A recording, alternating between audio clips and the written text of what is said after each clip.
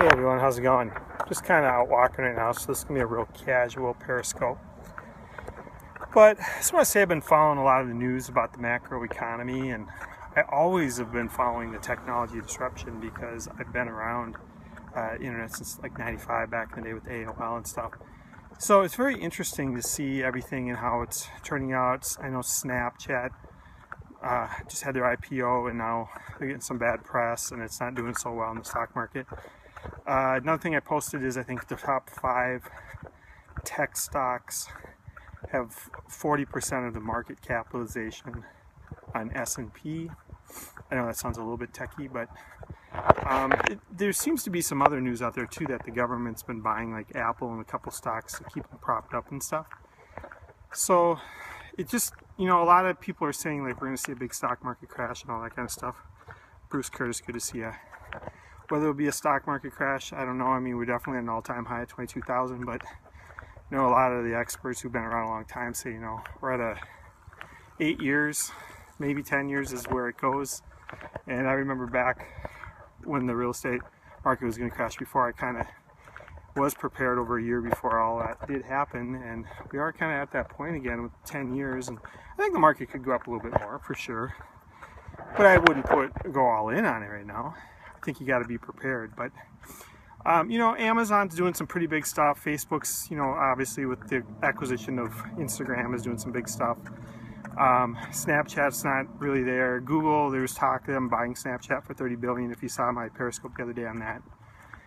Google's still trying to stay alive. Their challenge with the technology disruption is they're not figuring out the social media part of it. They need that daily audience.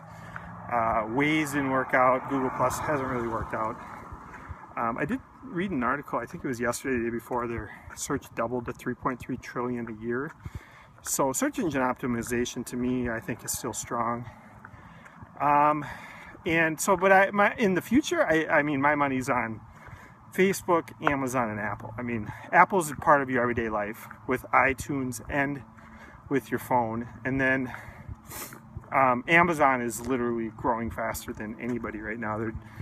They're able to get into so many different markets. And then Facebook, 34 Alex, good to see you. Facebook is so strong as well. See, when you start seeing companies like Amazon and Facebook, you start seeing them just acquire a bunch of companies with billions of dollars and they're just sitting on cash.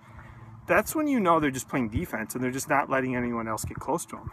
They're just letting them jump for the money. So, Airbnb I won't really get into right at this moment. Do a little more research as far as what's going on, but I know a lot of the money that they're bringing in was going to be more than like the Marriott and Hilton combined. That's going to keep going. The self-driving cars this stuff all affects each other because the self-driving cars are going to, the robots and technology is going to put so many people out of work that a lot of people can't qualify for income, and you're going to have so many people displaced from jobs that your supply and demand ratio for the credit part right now for qualifying for a loan is going to change so much that the inventory is going to change for real estate. So these technology disruptions, they are better in a way for consumers, but they are better in our micro world for us, but they can totally affect the macro world. I mean, look at what's happening with Amazon and the BLK, GMC, good to see you. Look at what's happening with the shopping malls. I mean, those things are going out of biz because of Amazon, right? The retail apocalypse. So Lee, good to see you. Lisa, Ben the Good to see you. So those guys are going out of business, and the retail sector is going under because that's the macro economy, and people are saying another recession, and we're going to see 30% of the malls go away, right? Well, it's not just the malls that go away. I mean, maybe great discounts on Amazon. I mean, you're talking about a lot of people that don't work anymore, right? So if those people don't work anymore because they don't have the jobs at the malls, maybe they go to Amazon. Maybe a lot of them just can't, they're unemployed. ESR88, good to see ya. Welcome, Periscope. Maybe they're unemployed and they just can't qualify for a job very easily, and it's going to change the housing market at that point, right? And by that point, it's probably already completely affected the stock market.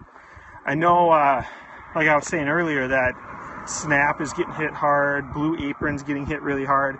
Read another article that said that 10 huge startups between like a couple years old and 10 years old, like just all folded and went out of business. There's a lot of private money out there, so you can see that a lot. But Jawbone was the one that really surprised me. It was like a $3 billion valuation. Remember Jawbone, right?